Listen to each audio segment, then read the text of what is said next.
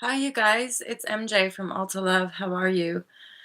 I am broadcasting from England at 5:43 in the morning.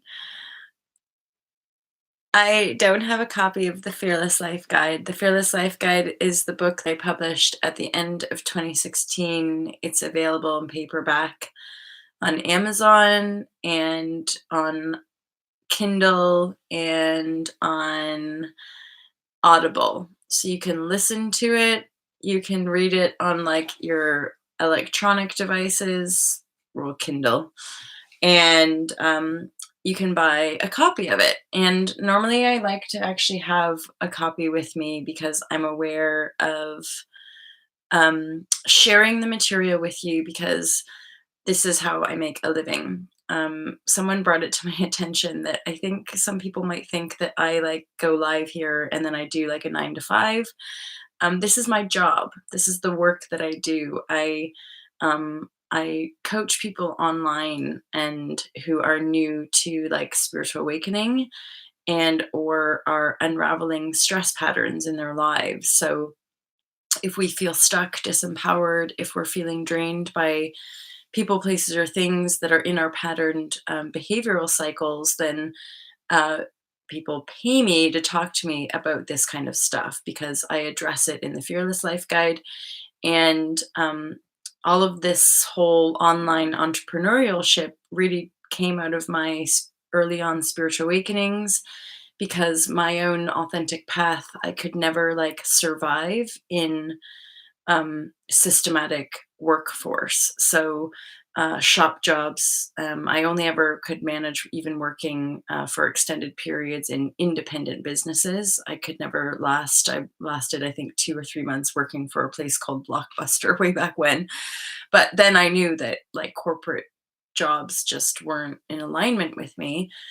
And then I thought maybe charity work would be, but then I realized there's a real corporate edge to charity work in a lot of charitable organizations. And so I ended up working for some independent retailers back when I was 19. And then again, when I graduated from university, when I was about 24, 25. And yet I knew I couldn't survive. So I took a leap and started freelancing as a dance instructor, yoga teacher, and drama teacher when in 2008. So 2007, and I randomly did like freelance wedding dance choreographer. So I would like go to people's houses who were getting married and teach them their wedding dance. So yeah, I basically have been working for myself as an independent freelancer since 2008 or 2007 ultimately.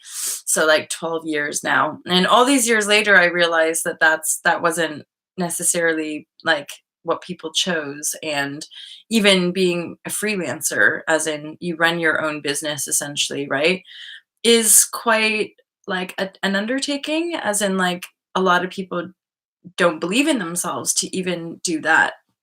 And then I took another leap back in 2016 because I was guided intuitively to go to Bali.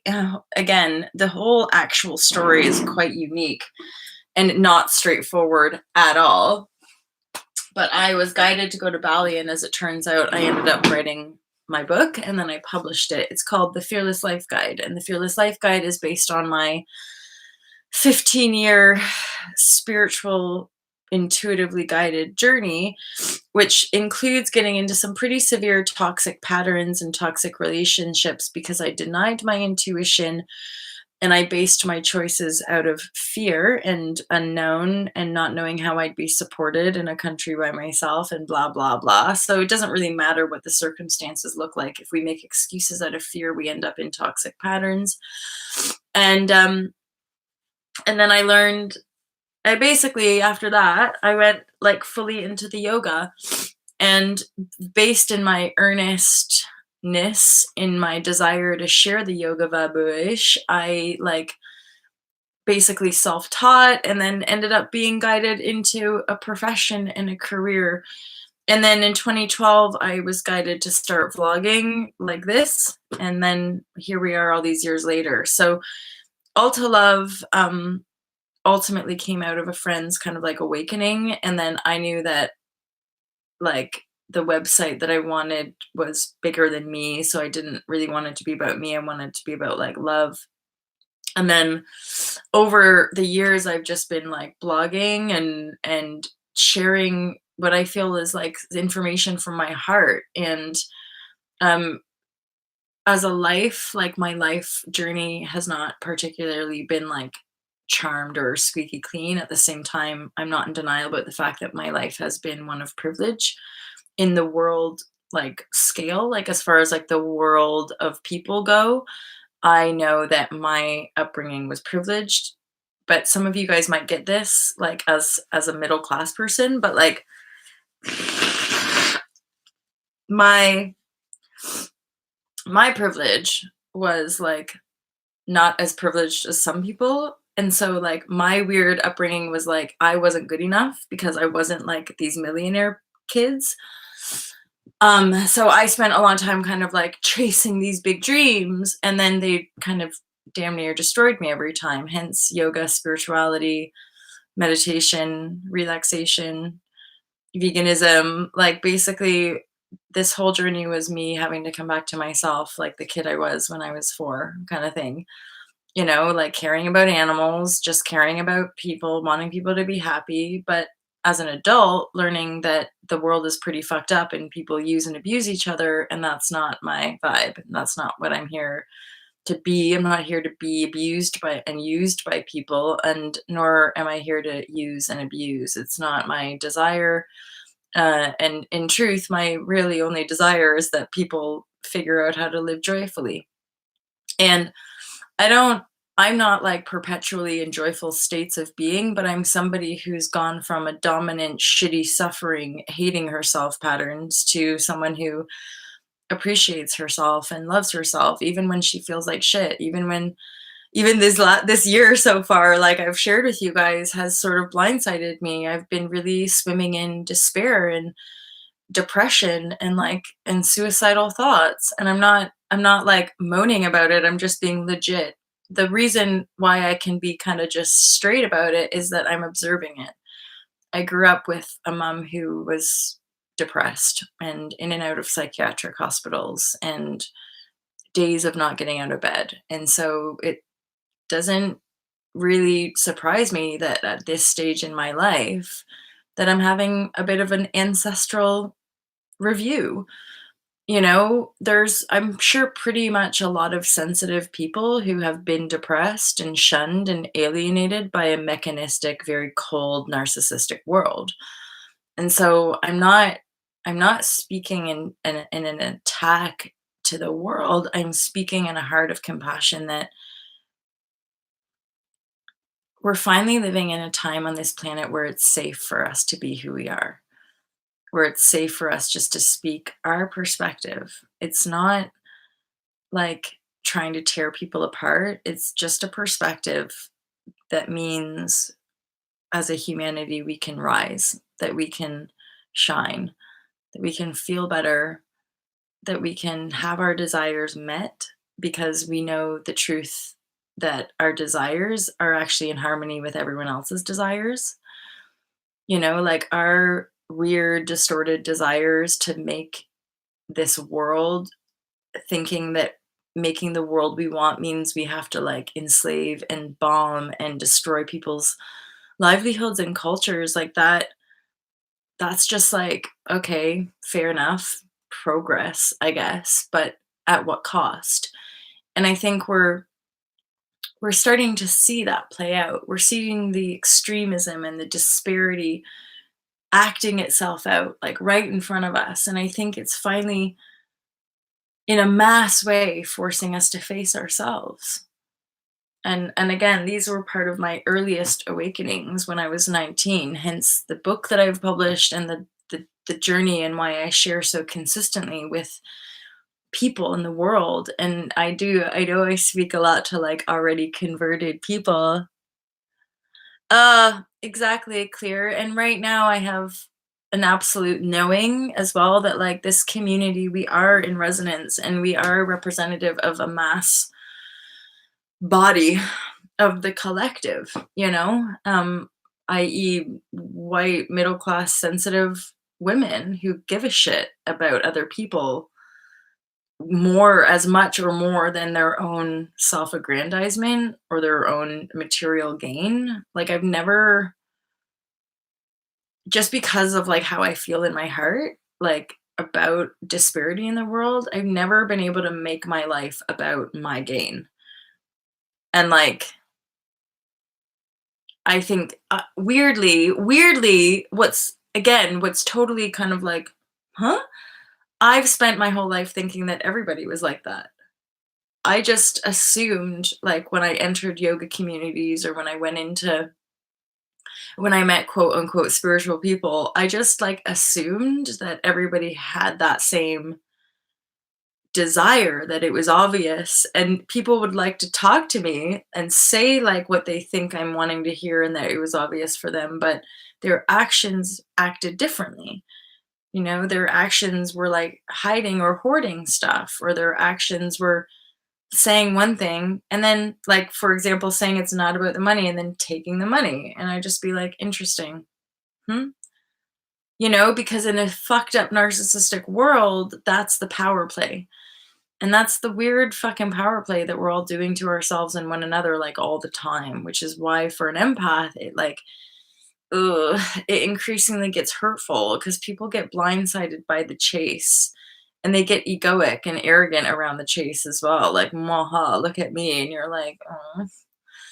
And then I get to these points in my shares where I'm like, I'm not even sure what I'm sharing, but hopefully it's useful to you guys. Hi, Spirit Spectre. How are you? I'm in my own self-inflicted jail. I'm the only one who can pull myself through it in this lifetime to learn my lesson of trusting and loving myself. Yeah. Oh, and I so res with that. And I'm so like, no, we're coming to save ourselves. Here's the thing as well, the self-inflicted jail. And we know as as the empath and highly sensitive, like, so there's this wholeness inside as far as, like, being, well, loving, right? And I so get this feeling as well in my own practice of, like, the the subtlety of, like, holding space in the ick and in the shadow and in the, like, how have I done this? And I've backed myself into a corner and da da da. But then it's not what it looks like because it's shadow. It's like it's past memory bank stuff, like, coming through. And so hence why I feel so powerfully guided to be in community, to share.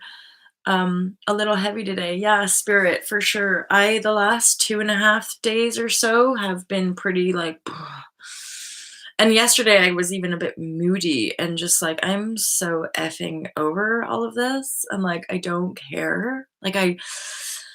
And there's this almost like release, but I was also, like, tired and foggy and, like, almost this just like, when is it gonna lift? Like, what? I get as if it's May already as well. Like, um I just think there's still a lot of energy clearing from the fog and from the fog. I just look down right when I say fog, and then there's foggy. Yes, yeah. And I'm certain if there were, astrological insights, that there would be some sort of, like, Neptunian energy or some kind of, because I'm getting that feedback from the community as well, as far as, like, just be mindful of our fantasy versus the intuitive anchor. I say that going, it's tricky to discern, but again, we don't need to be mega hard on ourselves. Just be with it. So if it's despair, be with it. If it's your piece of shit, be with it. If it's a like, anger explosion, be with it. That's what the title is. So trigger waves and storms. That's the clarity, and then that's the perspective shift. In a really, really simple breakdown, that's essentially what the foundational emotional and or inner work of the Fearless Life Guide. That in any given situation, you first be present with a trigger. A trigger is obviously something that hits us and we can feel the energetic pooh. Now, with a trigger, more than likely, especially if we're practiced enough in meditation and things like body work, energy work like yoga, the trigger can highlight us to like, wait, there's something here. Superfluous emotional triggers tend to be irritation, anger, frustration, heat, right? And so the trigger is what we can go, like, imagine a superhero like grabbing the bullet. And so like, so there's a sense of that in our practice of going, okay, there's a trigger. What is that? What does it feel like, right? Now, bearing in mind, we have the one and the other, but the other is the one. So it's not just other humans that trigger us. It's our own thought patterns that trigger us. It's our own behavioral patterns that trigger us. And so there's a perpetual, which is why I often get the sense of like a never ending unfolding in our own creative outpouring, is that we are always outpouring and always creating. Hence why I sort of like to demystify the idea of healing modalities outside of the self. Anything that we're seeking outside of the self, even a book, for example, like, oh, Molly, stop trying to sell your stuff. But yeah, even yeah, just going back, and it's okay because we love to support each other. We want to be there for each other for sure, and we help and assist, and there's no doubt about that because we are the one. And yet, in my awareness, the truth of our healing is here now, always. Here now, always. It's not in somebody else. It's not in yoga or Reiki or medicine. The healing isn't in the mode, it's in the self. So every aspect of your entire creative field is your healer, is your teacher. Most people just default, I call it the default setting because this is how we're programmed. Most people default into reactivity and blame the external. You made me feel, I'm scared of you. I don't want to love you. I don't want to love myself. I have nothing to give you. I don't want to change. I like things the way they are. Right. Because someone like me can testify that if you're in the transformational journey, if you're here to really expand consciousness and shine for people and for humanity, it's painful and it's deep and it requires fucking brutal honesty and embarrassing vulnerability and like hands up, like I give myself to you sort of thing, like to the world and thus to the self. That's where there's no more hiding. And then honestly, I can't even say that there's a point of return. At that point, once you're just the blank canvas and the transparency space of the one, there's nothing to go back to because the world is gone, right? Because you know you did it all.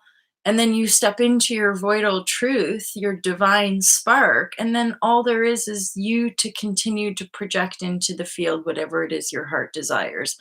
And this is essentially the gateway that we've been moving through in these last few months, is that we're bottoming out the patterns and the cycles and the karma and the ancestry, whatever many layers and aspects of the self that we want to say we disengaged, we disconnected, we disempowered and put it outside of self. These whole last few months have been another wave of human awakening, thus another depth of our integration process. And integration, transformation, we use these sort of words that in our Hollywood mind might make us think that are like, oh yeah, transformation, no. And actually it's freaking painful and deep, and which is where we get again disillusioned perhaps by media programming, social media programming. Now I'm starting to peel back that, and I'm kind of over it all. I'm kind of over Instagram. I'm thinking just streamline, and this is where the people are. So I'm like, Molly, this is where people are asking of your attention, so why don't you just focus solely on that. Clear vibrations for sure, sister. That's why as well.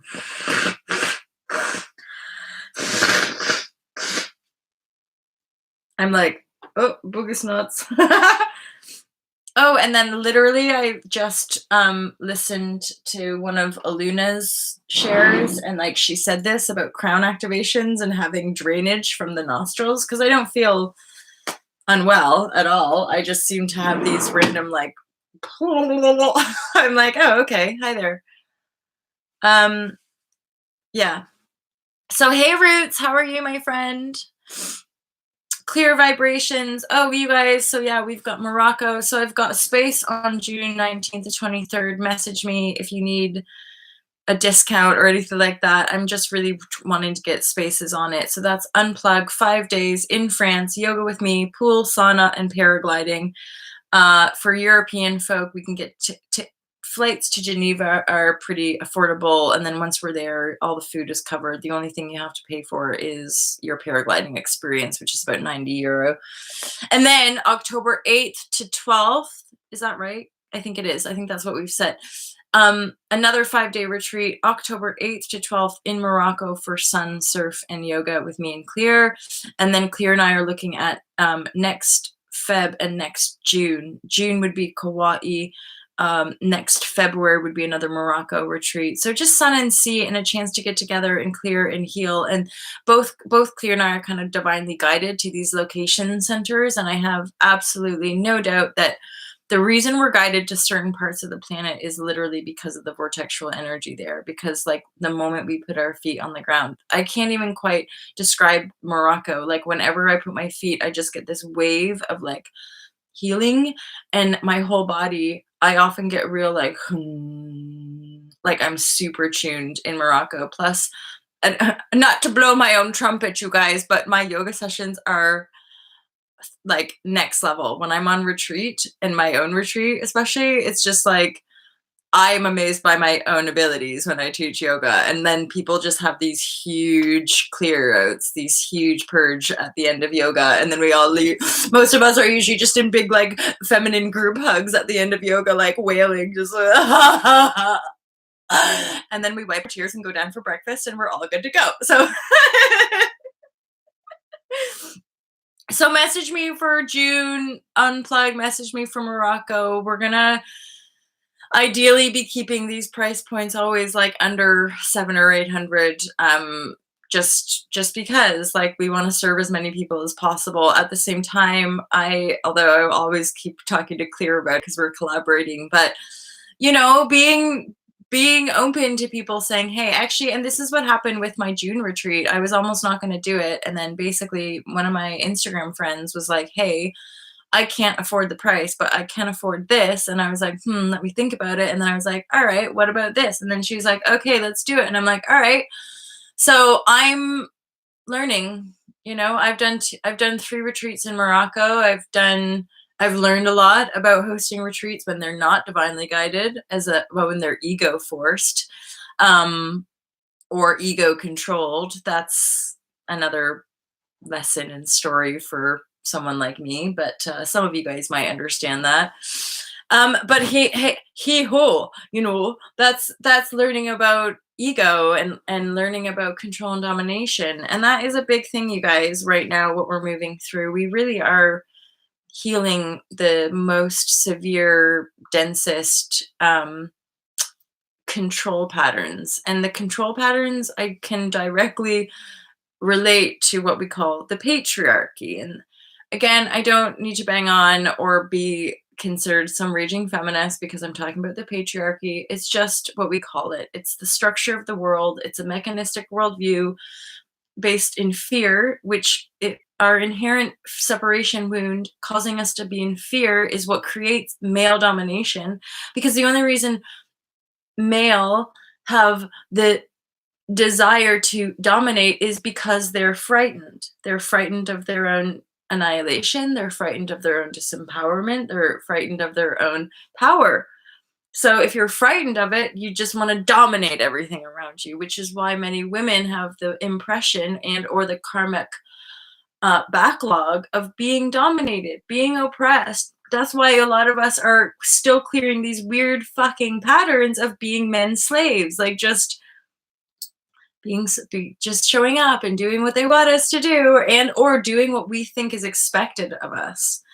And this is another thing where I'm like, I can walk away from a situation and be like, wow, I just like cleaned their entire apartment, but they never cleaned mine. Interesting. Right? And you're like seeing how your behavior acts out and then watching the double standard, but realizing they don't necessarily know any better because they're just unconsciously doing what their program is, which is like working and making money, but that's what I'm supposed to do. And you're like, oh, right. Oh, yeah. Okay. My body is still acting out the program that I was imprinted by my culture with, right? And it's okay. All we're doing is coming back to sovereignty. It's just quite a big deal.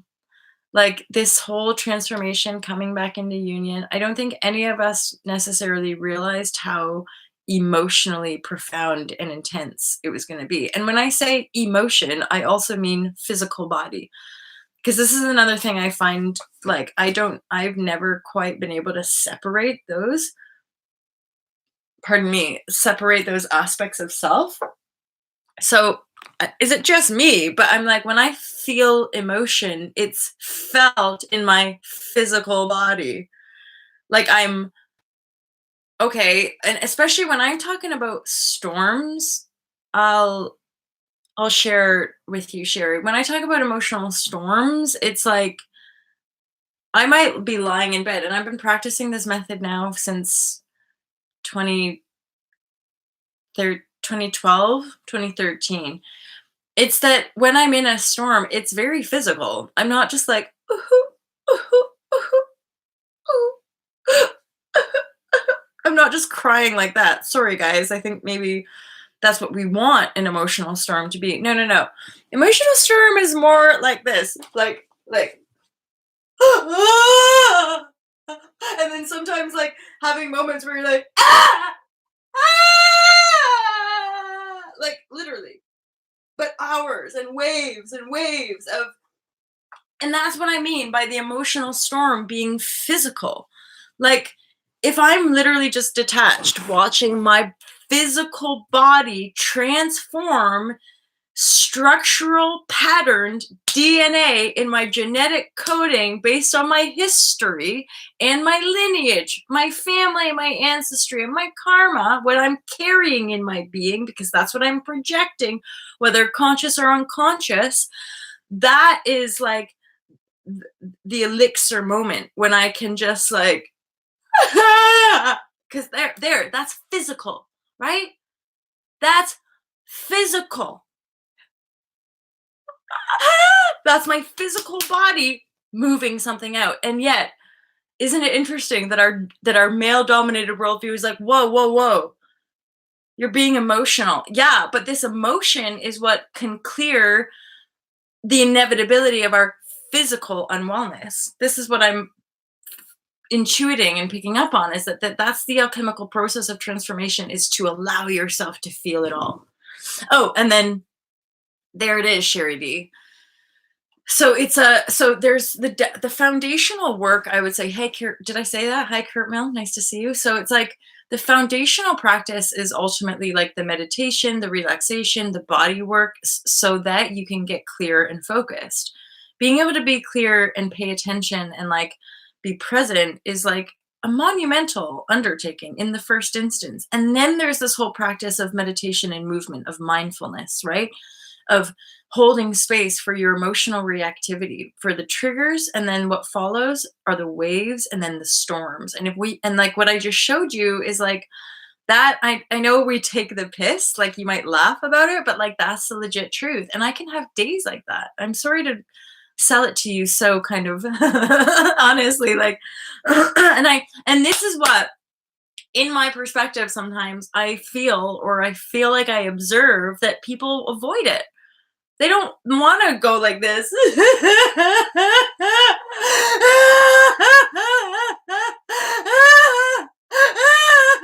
don't want to cry like a baby for hours, so they don't. This is what people do.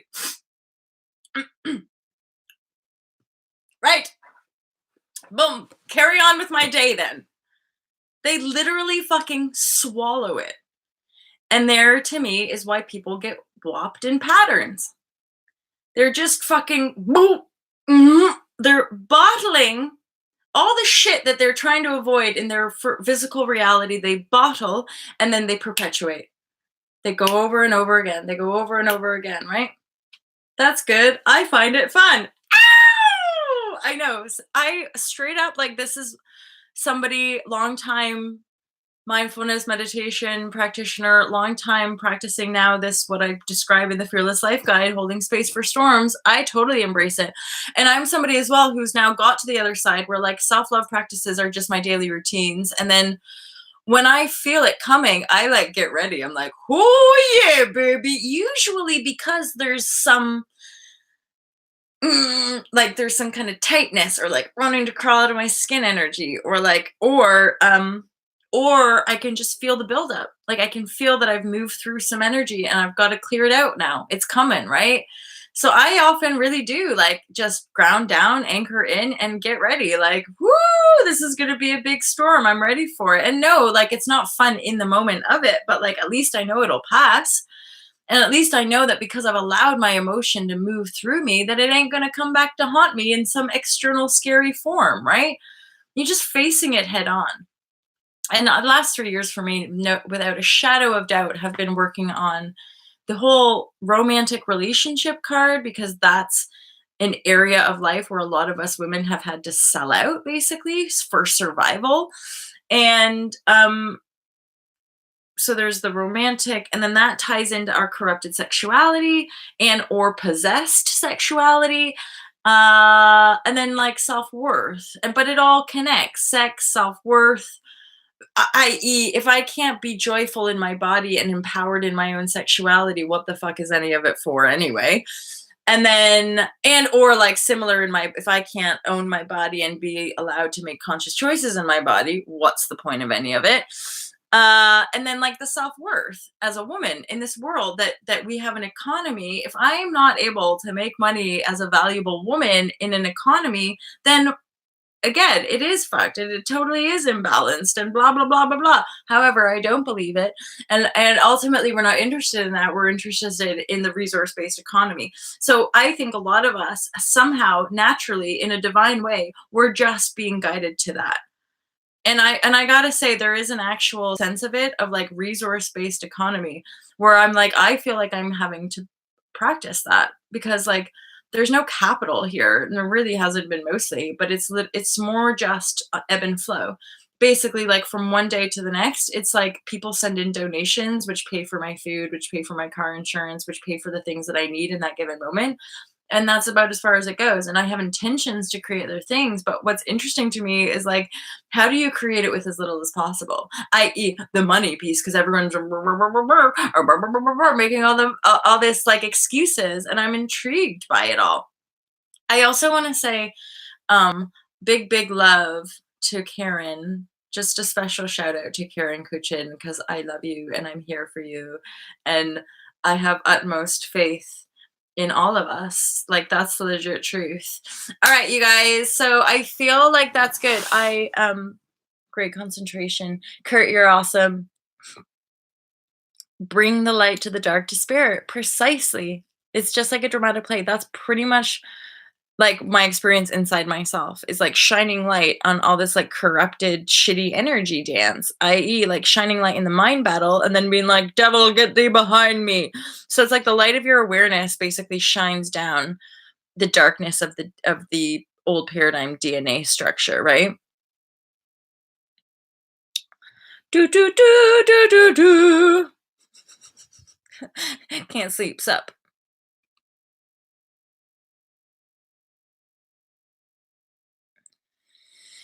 Hmm. Interesting. So, I'm having really interesting learnings on internet as well about different psychological profiles, which I find fascinating because they're so different from my own. I think I talked about this at the beginning as well, where I'm like, I am as an adult, and I know this people might think, wow, you're an idiot, but as an adult, I'm still coming into my own sovereignty, realizing that like not everybody has thought like me and perceived like me and and weirdly, like it's so funny as well. All of it makes sense actually, but like even in one of my big old natal chart astrological reports, it said something about like you're gonna have basically like you're gonna have a really tough life. But if you manage to share your perspective, or like something like you've got really unique perspective, and if you manage to be able to share that with people, like you're gonna be all right. And I'm like, okay, I think maybe I should just share what's going on inside and that some people will resonate. And then that's going to be like the freedom ticket, right? And this is pretty much where we meet, is me claiming my freedom, going, guys, guys, guys, it's legit, it's true, like we got this, the freedom is within us, but it ain't obvious, and it's not at all out there at all. It's not out there at all. And yet we're heavily, heavily, heavily, heavily programmed to believe it is, in our academic institutions, in our books, in our stuff that we create, in our da da da. We're all like, see, I'm free. Mwah! But the truth is, the freedom is inside your oneness connection. Always and forever, in every moment, always. There's never, my freedom is never going to be in you. My healing is never going to be in you or by you. It's like the self in reflection. Hence, I gotta say, guys, we're pretty epic. Like we're doing really good work here because you reflect me all so well. And like I feel such depth and compassion. And for some of you that I'm working with, I'm like, poor. I'm amazed. I'm amazed at ourselves and how we connect and communicate telepathically. I'm amazed at the intuitive visions that I get, and that every time they're bang on. I'm like, bosh, it's really ramping up now. Our like superpowers are coming online, you guys. It is here, always and forever. Ba, ba, ba, ba, ba, ba, ba, ba, ba. I love you guys. Yeah, free will. And that's my thing of like, I let people have free will. I think it surprises people sometimes. But because I'm so heart centered, what I realize is that a lot of people, and no, no, yeah. I just noticed that a lot of people make decisions based in rationality, which is basically based in fear. And the fear is, it's like covered up by practical. I'm being practical. I'm like, yeah, okay, you're being practical based in fear, because the practicality is based in fear. If you took the fear away, you wouldn't have to be fucking practical, would you? You would just live your life. And there, again, most people are fully living because they live in fear, because they're constantly worried about other people's judgments and all of that kind of stuff. Hey, Fifth! How are you? Yeah. Embrace the totality, right? Okay. I'll be OMW now. TTYLMJ RBE1 step at a time. Oh, you guys. Modem noise coming online. I can like hear it in my mind, Elda. Okay, you guys, this is sort of another weird intuition that's coming through. So I don't know if any of you have ever had like issues of like people messaging you a little bit like in an unsolicited way. And then I'm just realizing, I'm like, oh, like some people, even if you kind of block people and stuff like that, they could technically just make up a new name and still come back. So I'm just interested because that's starting to like intuitively, I'm just like, oh, yeah, I'm just feeling a resonance connection. Anyway, you guys, I'm a bit spaced. I'm not sure what I was just talking about, other than the fact that I love you. Yeah, I have love for you guys, and it's Thursday. Days don't really matter. Time doesn't really matter. I just show up here because, in many ways, the old world that we all were sold and mostly bought into is going away. It's crumbling, it's dying in the most loving way possible, and actually in a very supported way. So it's like right now, it's like free divers, or not free divers, like skydivers, when they make shapes in the sky. That's what I feel like we're doing. We're like all free falling through infinite space, but we're like linking arms. We're like linking arms to be like, see, we've got this, which clearly makes the free fall feel a little bit more stable. And then once we land and we're like, we remember heaven because it's in our DNA, it's in our blood, it's in our cosmic memory bank. We remember the divinity of this place, which is why the low level control patterns are so deeply painful because they're so far away from the truth of our divinity. Now, everyone, flap! It's like that though. Oh my god, and that's so relevant. Come fly with me, you guys. Come to France. I'm pushing it now. I'm gonna be an annoying salesperson. I'm gonna really push this France retreat. I would really, really love for you guys to come with me. It's £699 for shared room, 899 for single room. But just message me because I just want to pack it out. So if you're close to that price point, then message me and we'll see what we can do. I would so lock arms with you guys as well. Bye for now.